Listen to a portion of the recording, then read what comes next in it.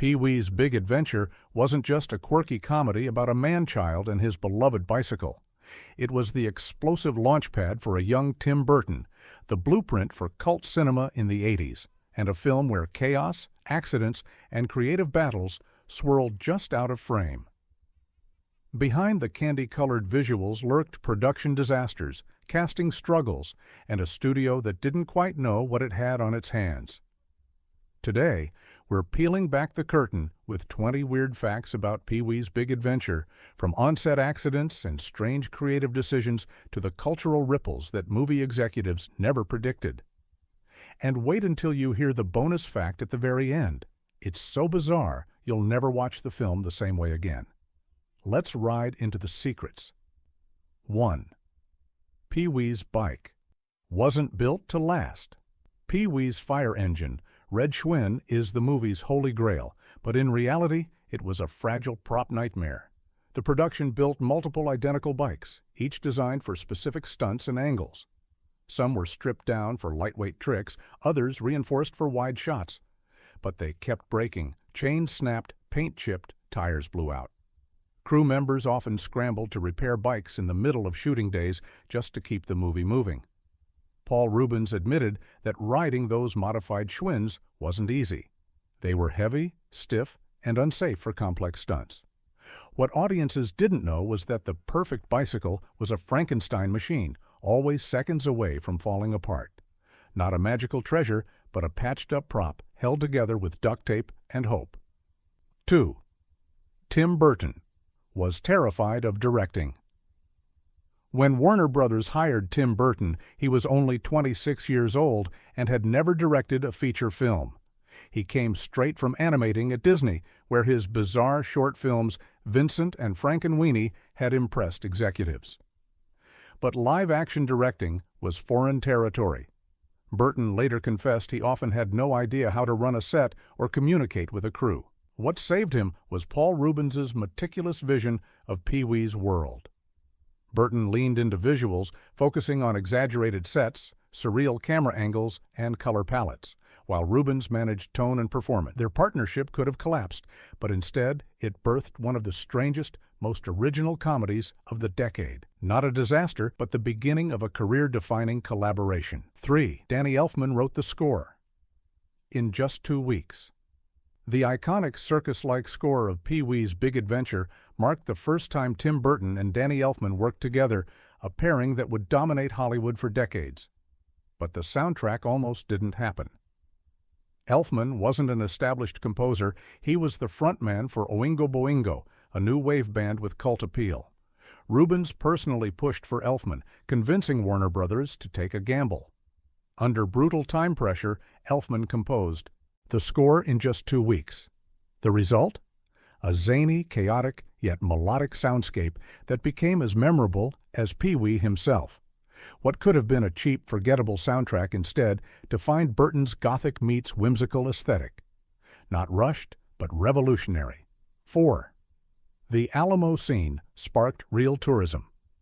Chaos, one of the most famous scenes, has Pee-wee arriving at the Alamo, only to be told there's no basement in the Alamo. That punchline had real-world consequences. After the movie's release, employees at the San Antonio landmark reported thousands of tourists showing up and asking to see the basement.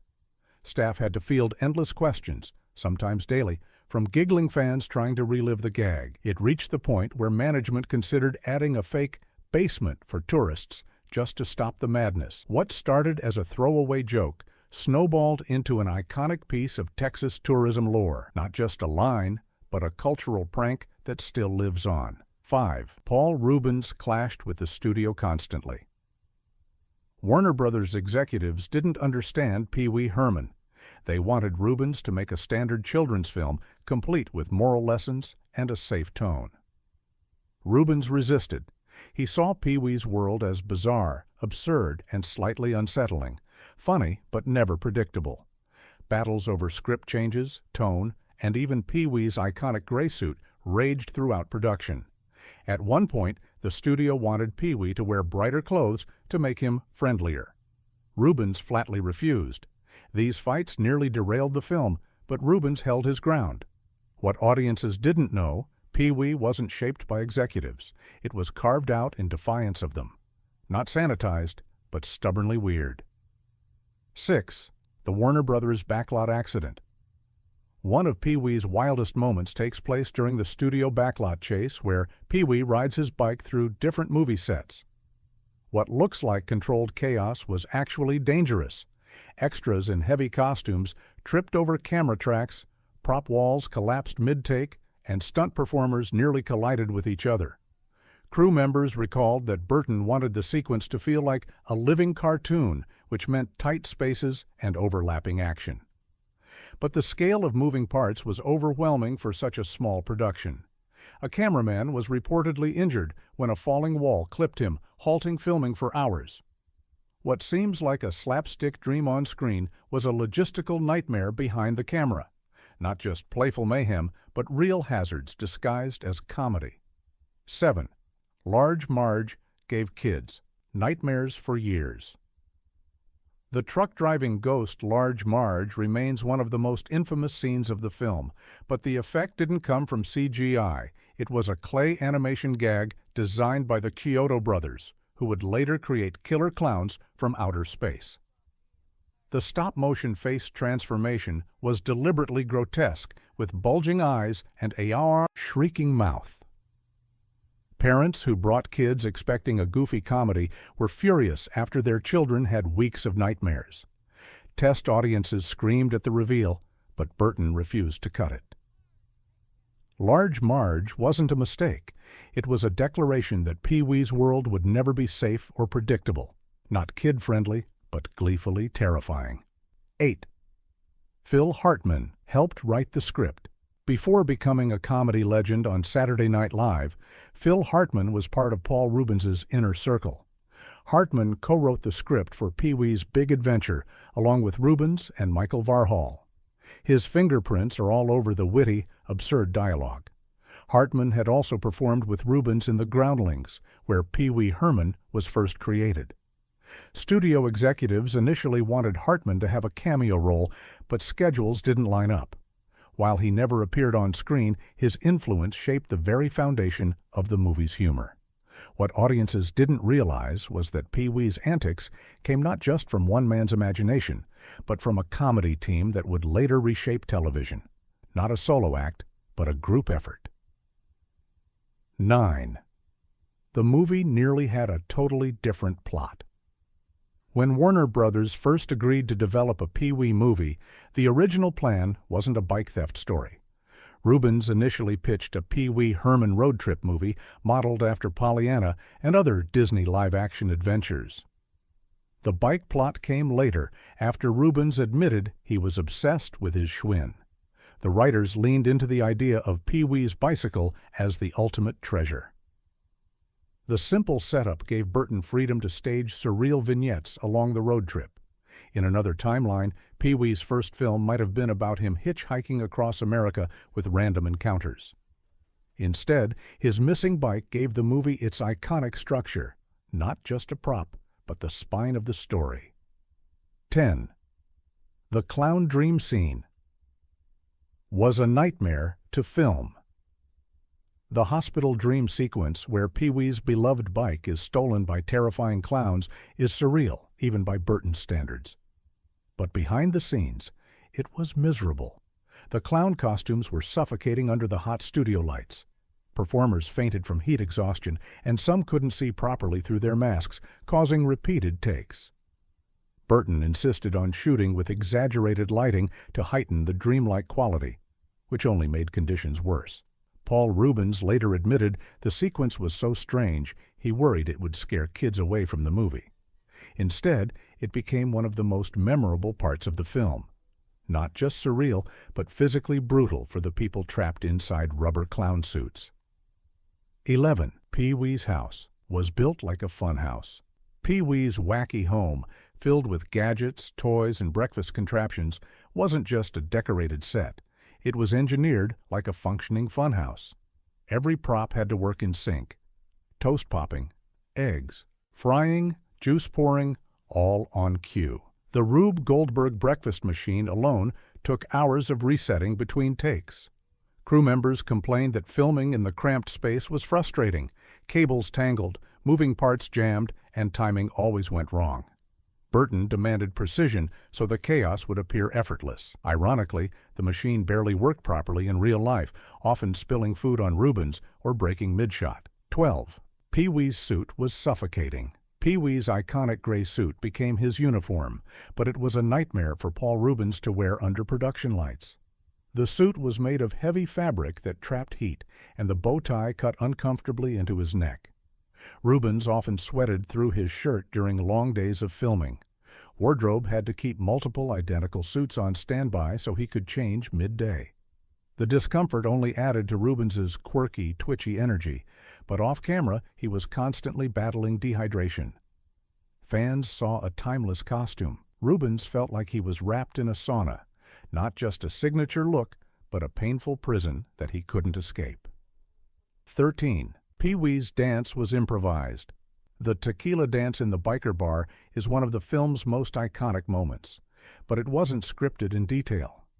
Reubens came up with the stiff-legged, arm-swinging moves on the spot, inspired by his stage shows.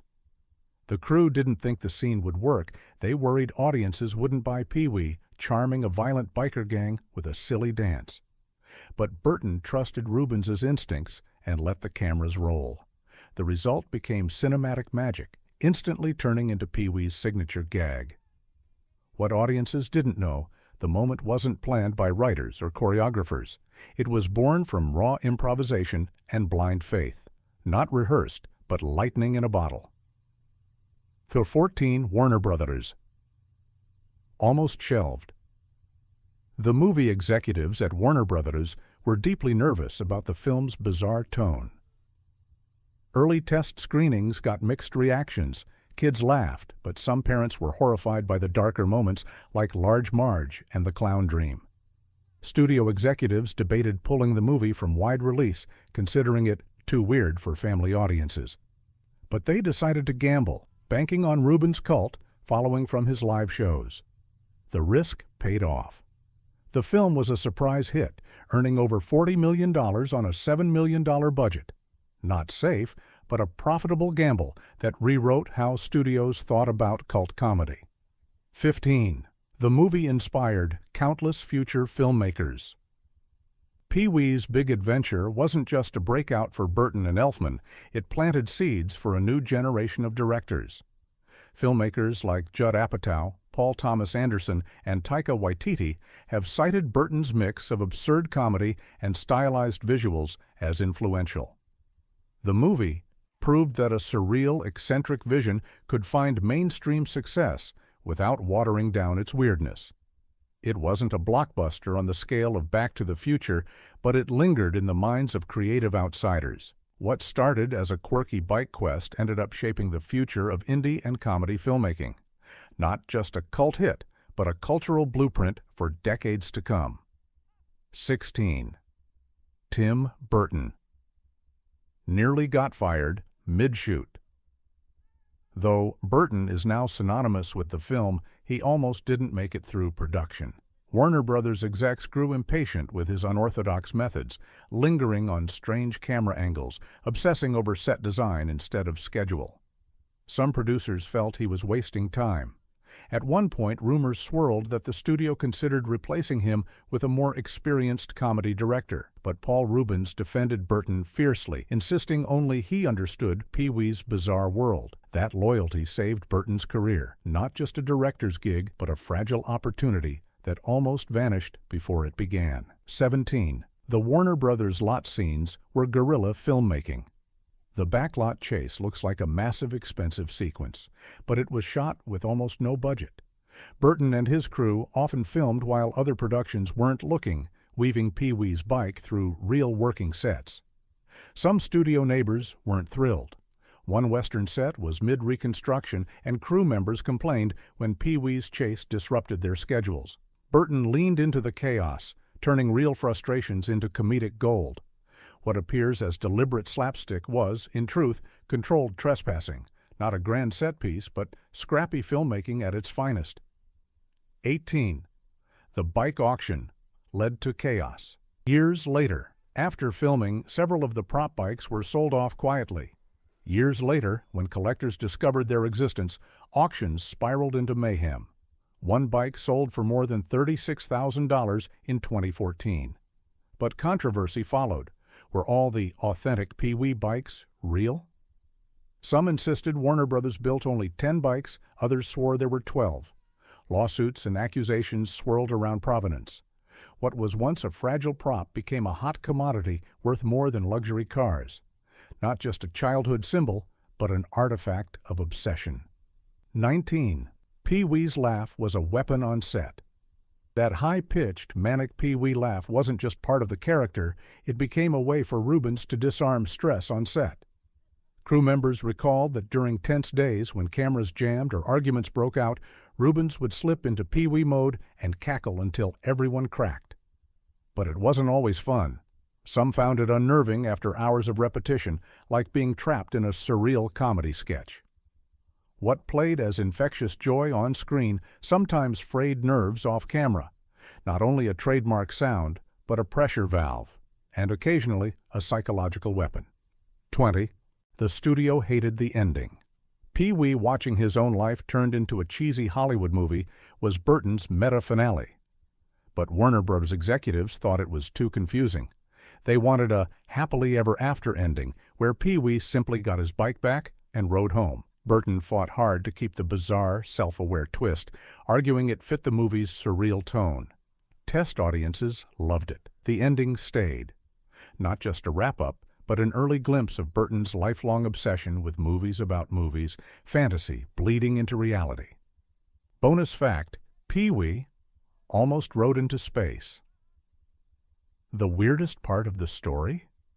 An early draft of the script ended with Pee-wee not only finding his bike, but accidentally launching into outer space.